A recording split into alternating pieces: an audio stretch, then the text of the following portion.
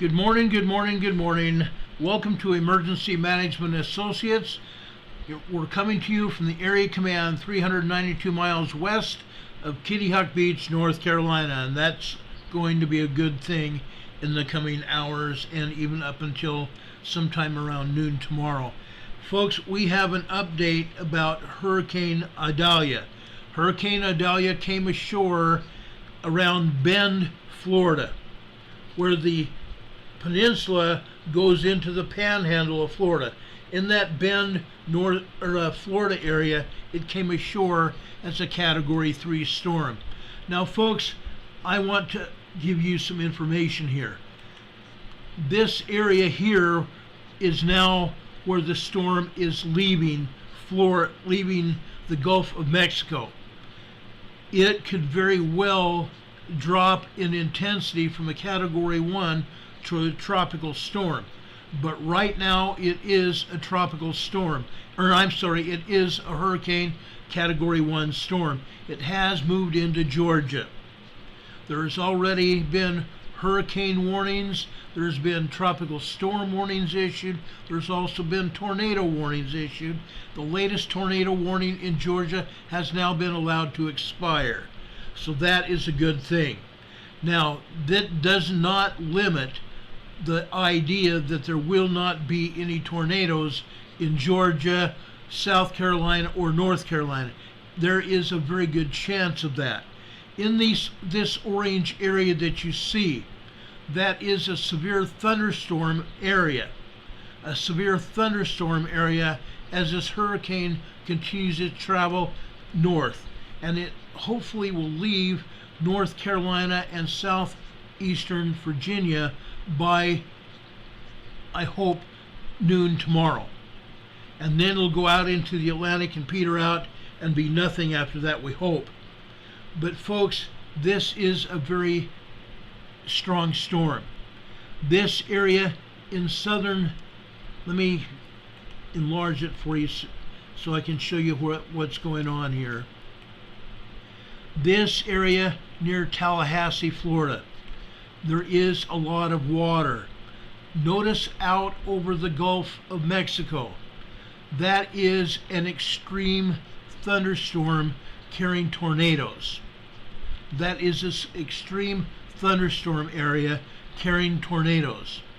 This is a hurricane, okay? The green area, that is a high rain area. It's still pouring rain in those areas. We're going to talk about stricken areas in just a few minutes. The yellow areas is a small amount of rain and still a possibility for thunderstorms. So that could still happen. The green area is lesser rain, lesser amounts of rain. And that goes over towards Orlando and the east coast of Florida, including Kennedy Space Center. You can see where this thing is going here. Okay? This is still a very powerful storm. I'm not going to go any less than that because right now it's still a very powerful storm. As a storm leaves Florida and there's lesser chance of severe thunderstorms, tornadoes, and lightning tonight, there's a possibility that you folks that are in the watch and the severe warning areas of Florida with heavy rain and water covering your homes or covering the roads, there is a very strong possibility that you will have power outages. Okay? There is approximately 279,000 people already in Florida without power. And that number might increase during the next 24 hours. Use flashlights, not candles. Never use a candle. Candles cause fires. Okay? Use flashlights. This will avoid your risk of fires here. Turn on flashlights before entering buildings or dark rooms. To avoid producing a spark that could ignite leaking gas, turn on your flashlight before you enter a room or a building. Second, practice portable generator safety.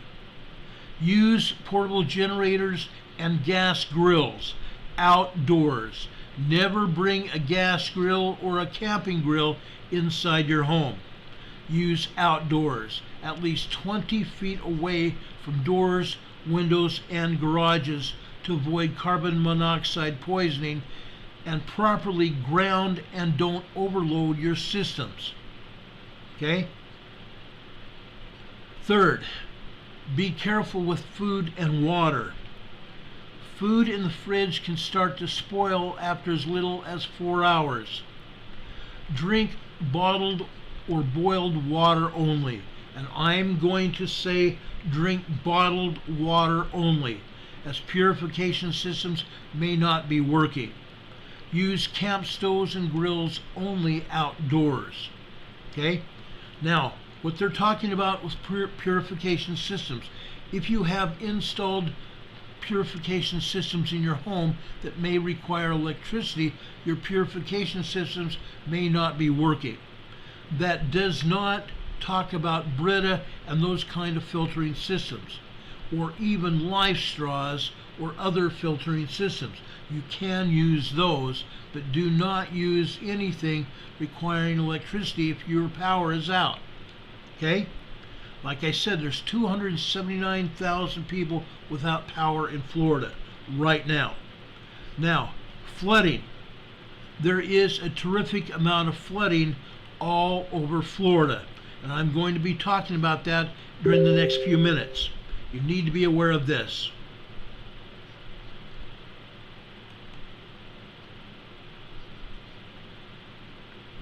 Come on. There it goes.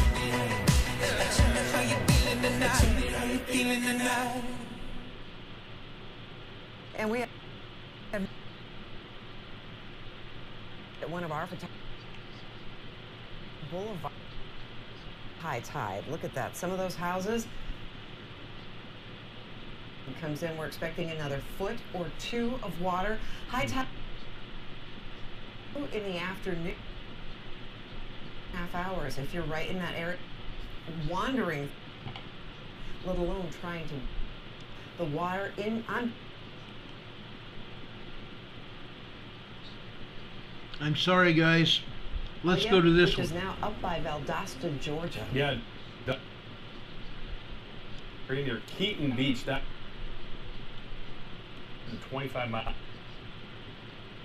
wake of damage in its path.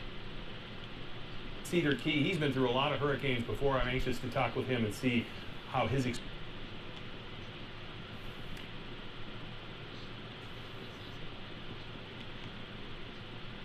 Can you hear us?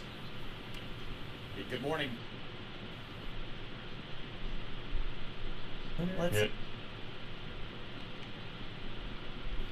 Folks, I'm sorry this is all set up, and it's appearing that it's skipping around, and I don't know why. Are you guys?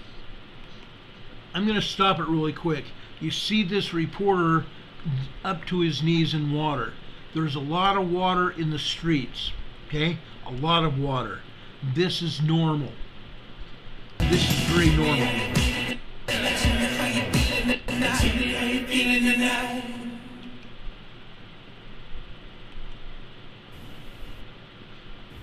Yes, sir. On Cedar.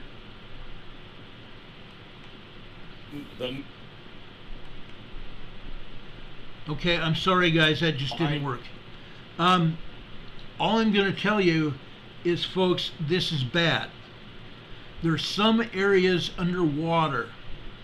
9 feet of water. 9 feet of water, guys. This is really bad. Let me go over and show you a bed and breakfast over in Cedar Keys, Florida. This is very bad. Cedar Key, where some heartbreaking scenes coming out of Cedar Key. Jeff, what can you show us? Things have changed dramatically in just the last 50 years, and that is the route far away in has now washed away. Building on their side of the building here, and it shows We must have Williams extreme. is completely flooded. There's outside of the building coolers that have floated, come up next, just kind of bomb. I want you to note that there's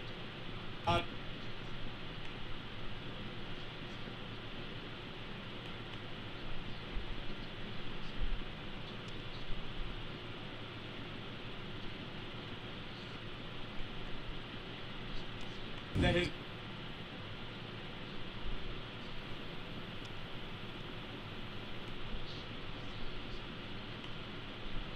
Let me so I start. want to show you what you're looking at. Building of the Okay, I'm sorry, guys. This was a bed and breakfast in Cedar Key, Florida. Water got up near the roof and the building collapsed. This is an area where a lot of people sat outside the bed and breakfast and watched the water. Now the water has become their worst enemy. The bed and breakfast flooded and then it was destroyed by the wall of water. Now I want to show you something else, okay? I'm going to go over here and show you the and I hope this is going to work better than the other two videos did. This is the Weather Channel. I want to show you what 9 feet of water looks like.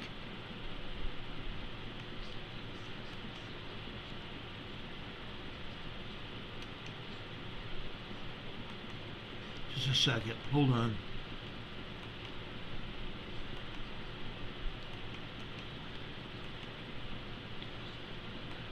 Live television, my gosh. Okay, this is the 9-foot wall of water that they were talking about in Cedar Keys, Florida.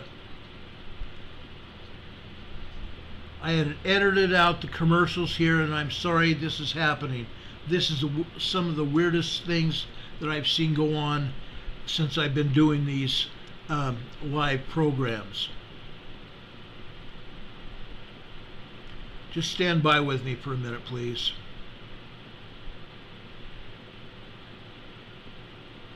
You're going to want to see this.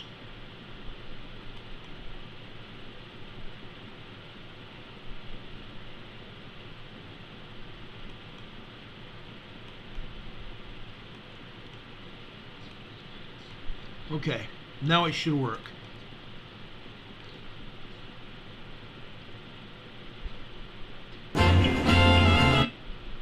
I don't believe this. This is stupid.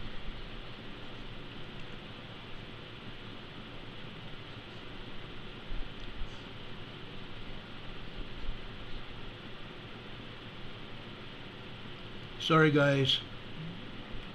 Florida, likely late Tuesday, early Wednesday. Significant, indeed life-threatening storm surge will accompany landfall.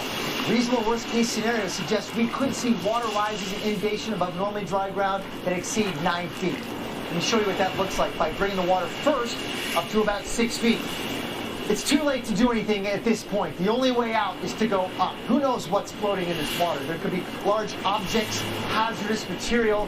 There is really no way to get around this.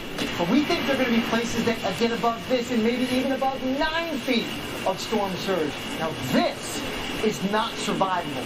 So make sure that you follow the advice of the local officials and the National Hurricane Center. That may just save your life.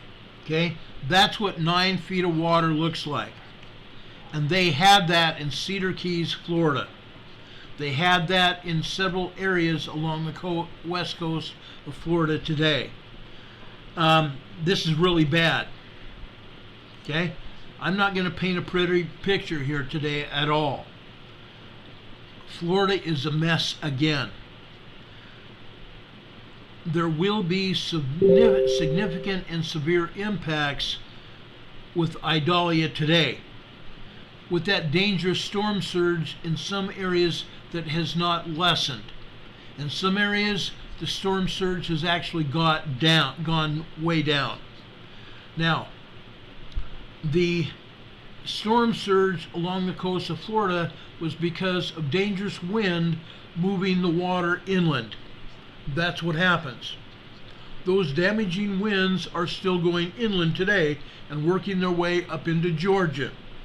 There are 2 confirmed Idalia deaths related to Idalia involving fatal car accidents in the past 18 hours. 2 fatal car accidents, and there may be more deaths related to Idalia in the days to come as that water level goes down and emergency crews are able to get into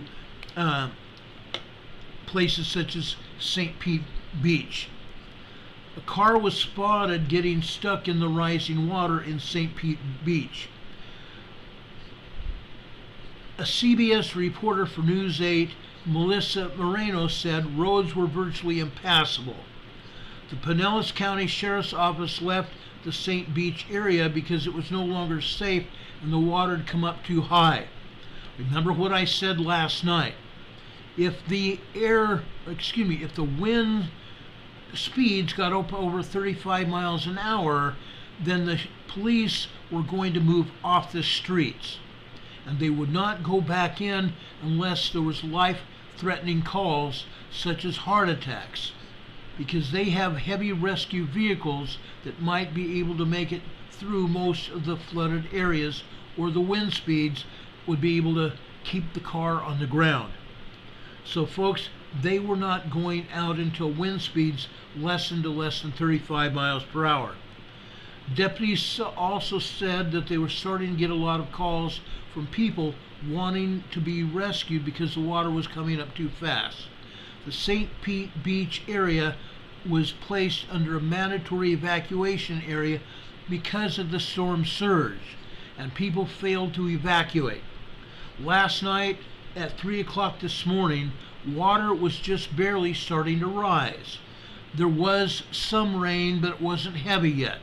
I was up till over, I think, past 3:30 this morning watching videos. Then I decided I need some sleep. So that's why I did not come on the air earlier. But there was a mandatory evacuation in St. Pete's Beach, and still people stayed there, and then the sheriff got emergency evacuation calls, and they couldn't do anything about it. That's what's bad. The Pinellas County Sheriff's Office also closed access to the barrier islands due to flooding. Charleston, South Carolina, you need to really think about what you're going to be doing. Things are going to get very dicey very soon today. As I told you before, this storm is moving slowly up the coast. It's already in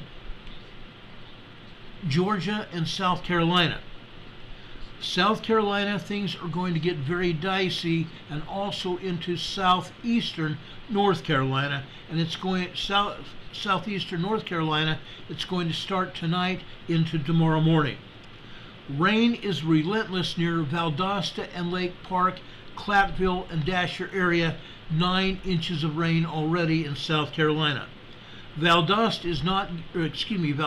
is getting hit hard because of high water on I-75 between Lakewood and Homerville. Also, the fire department over there in Lakewood and Homerville got a call that there was a propane tank explosion, and the fire department can't get to it until the high water goes down.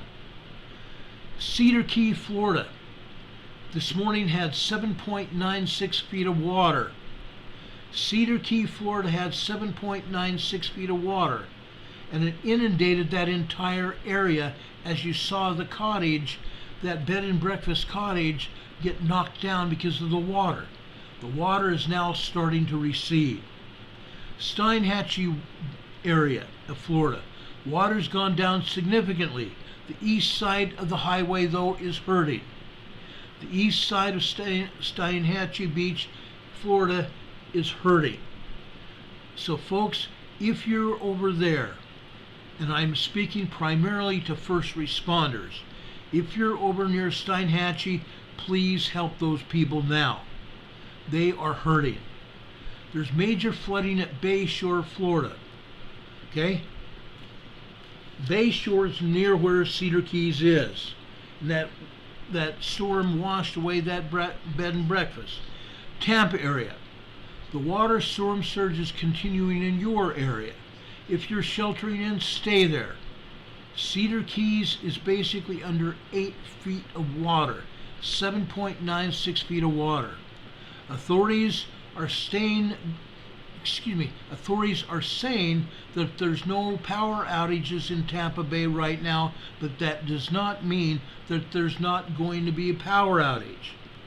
There's some road closures, including barrier islands from Bayshore.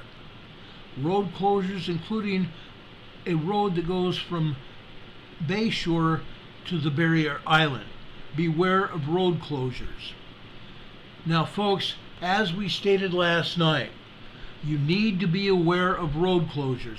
You also need to be aware that after the storm ends, that does not necessarily give you the green light to go out exploring. You need to stay in your homes until an all clear notice is given you. You need to stay in your homes until an all clear notice is given. Okay? I'm just giving you warnings, guys. Michael McKinney's in the chat, says, I can't swim, so I'm glad I do not live there. Like Ron says, if they tell you to go, do so. You don't want to get caught in a position where the water's rising and you have nowhere to go. Okay? Now, as the storm passes, power outages have their own set of hazards. Okay? The water may still take out your power. Be especially careful with generators. Never use them inside or in garages to avoid carbon monoxide poisoning. Use flashlights, not candles, to avoid risk of fire.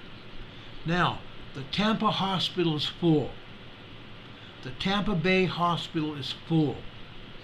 They're keeping their first shift over and letting them sleep in the hospital while the second shift works. Then the first shift will come back and the second shift will stay over and sleep until they're woken up if an emergency case comes in. Okay, Hurricane Idalia max sustained winds are now 85 miles per hour. It's a Cat 1 storm. It came ashore as a Cat 3. Now, let me tell you something about that.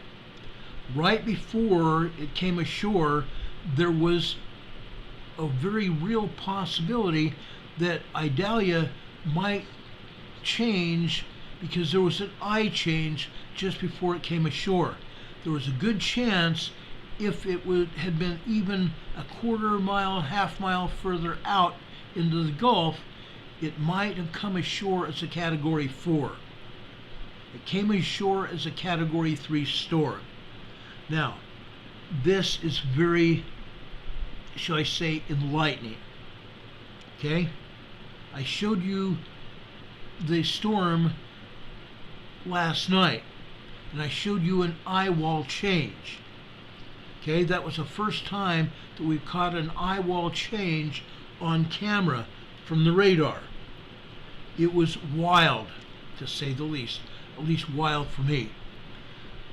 Guys, this thing could still kill people. Okay? Like I said, the storm surge is pulling into Georgia now. There's going to be a storm surge all the way up into including North Carolina by morning. This storm is a Cat 1 storm now. 85 mile per hour Cat 1 storm miles per hour winds. And there's also higher wind gusts coming. The pressure center near Naylor, Georgia is 895 millibars. That's a lot more than it was last night.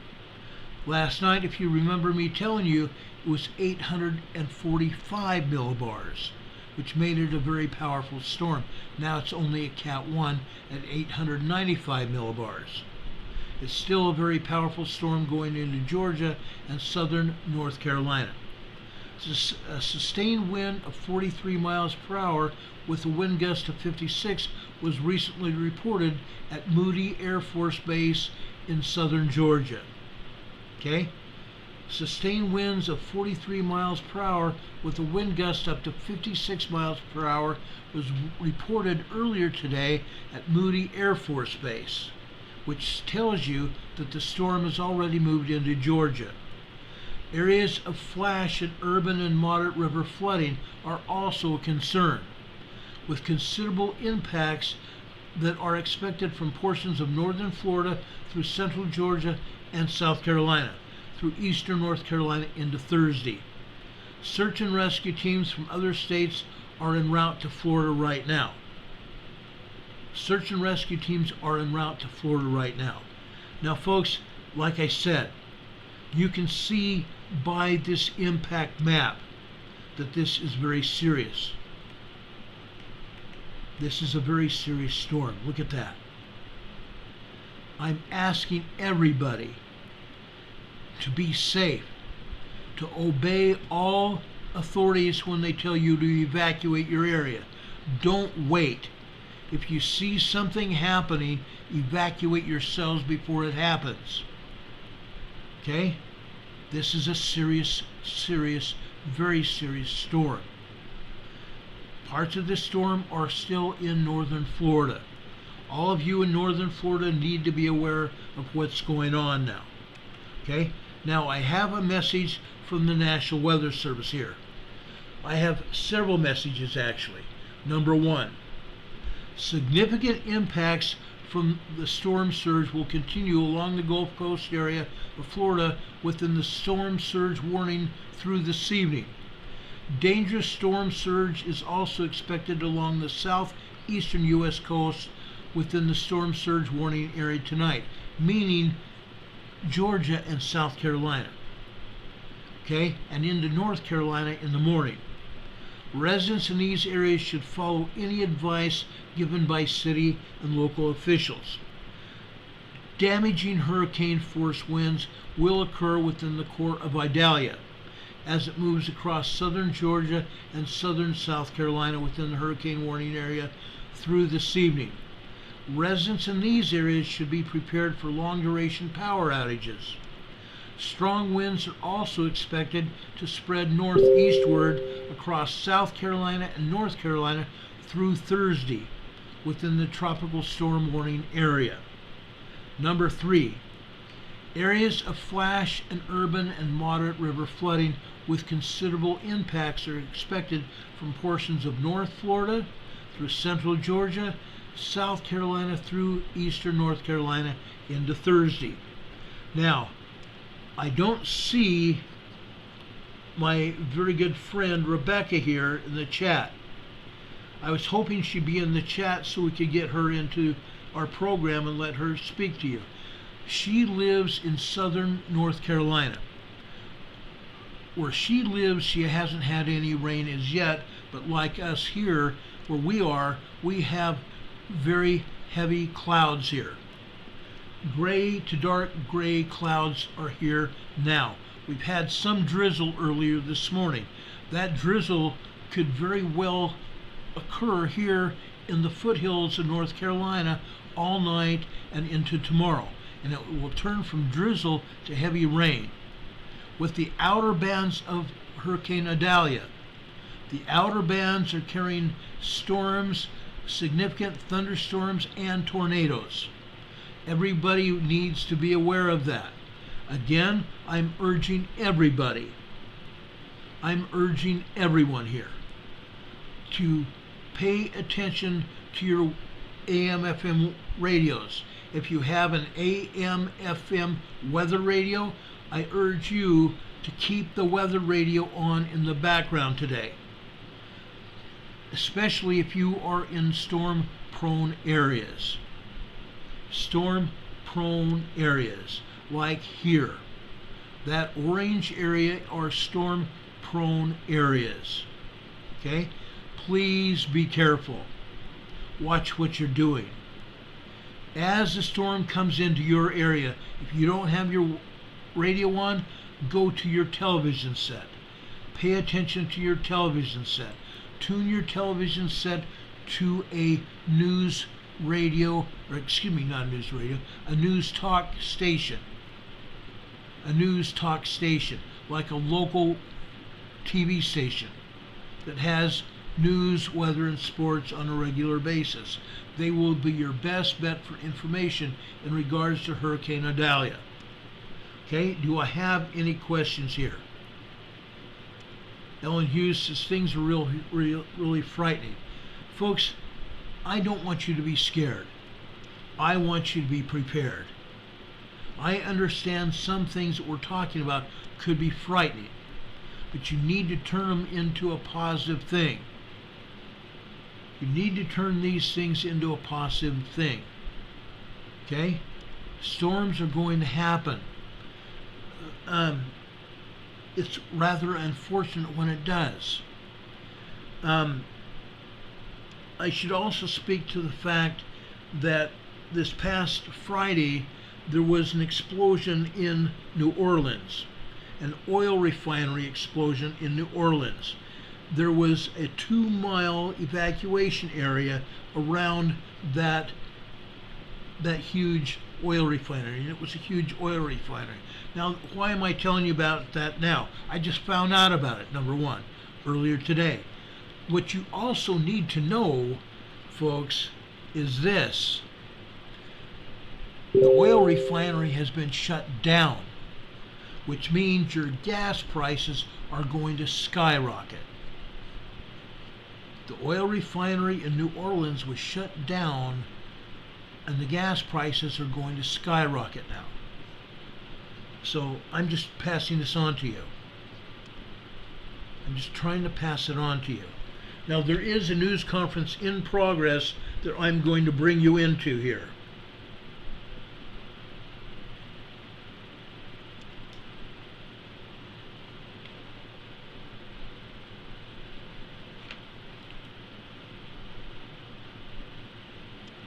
Okay, stand by.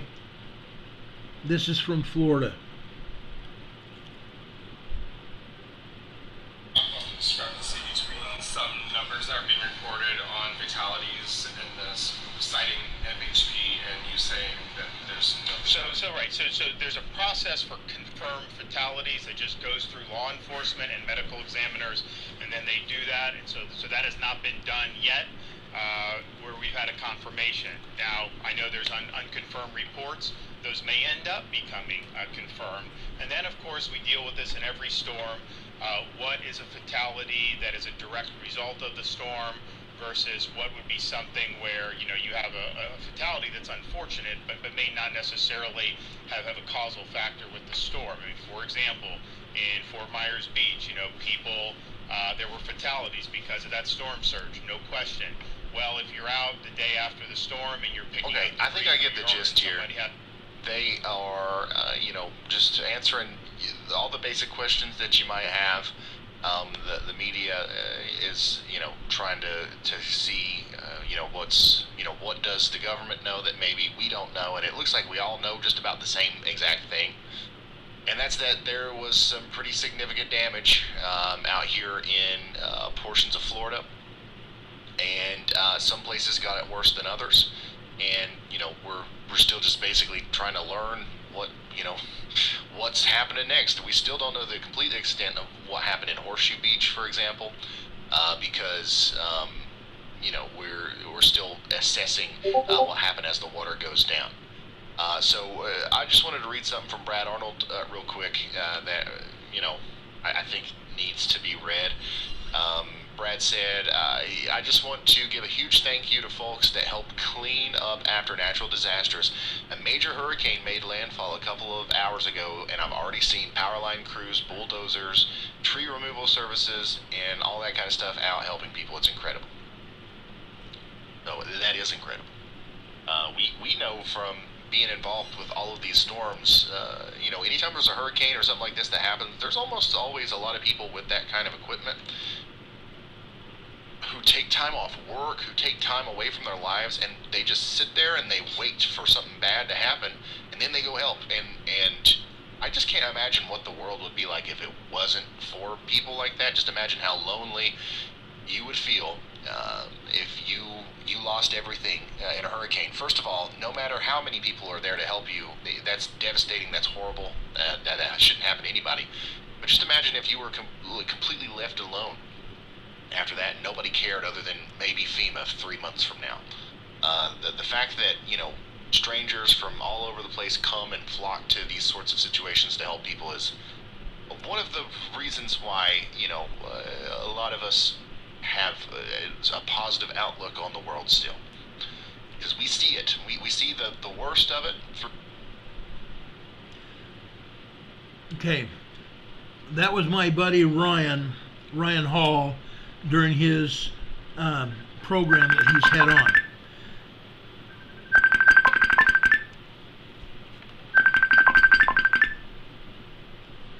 I'm sorry about that, guys. I have somebody trying to call, and I'm not going to take the call right now. Anyway, guys, that's what we have right now for you today. Right now, we probably will come on a little bit later than we normally come on tonight, because I have an appointment at 6 p.m. tonight. So I won't be on at the normal time, but I will try to come on sometime around 7 or 8 p.m. tonight. I'm working on things right now to show you information tonight. Do you have any questions about anything right now that I can help you with? I'm happy to answer any questions about any kind of emergency that you might think of or that you might have. I'm urging everyone in Florida that has been hit by this hurricane to stay inside their homes, at least possibly even until tomorrow. Let the crews do their work. Let the water levels go down.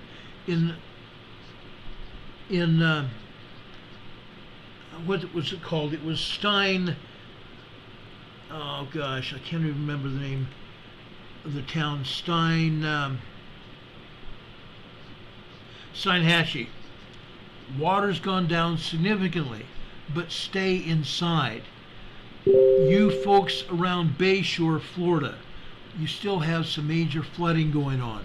Stay inside. Cedar Key water level also went down to 7.96 feet. It was up at 9 feet earlier today. Stay inside until the water level goes down. Okay? Then you can go back to your homes and try to assess what you're going to do or where you're going from here. But folks, stay inside right now. Eat your food that you have stored and stored away for a rainy day. This is one of those rainy days, no pun intended. Take care of yourselves. Take care of your children, including your four-legged children. Love them. Make sure they're dry and have plenty of food to eat as well. This is something that can be a blessing to all of us. This could be a blessing to all of us, because this is not going to be a long-term emergency, except for people that may have lost their homes, or their homes have been so badly damaged that they are no longer livable. That is another situation in and of itself. But right now, if you are still alive, you are in a good day. Please take care of each other. Love each other. Tell people you love them. Let them know it.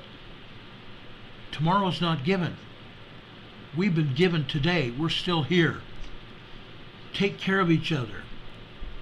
If there's some emergency around you, get and notify emergency services so they can try to come help you. Don't hesitate to do that. But again, like I said last night, avoid using your phone for anything else other than emergency calls. Don't make unnecessary calls.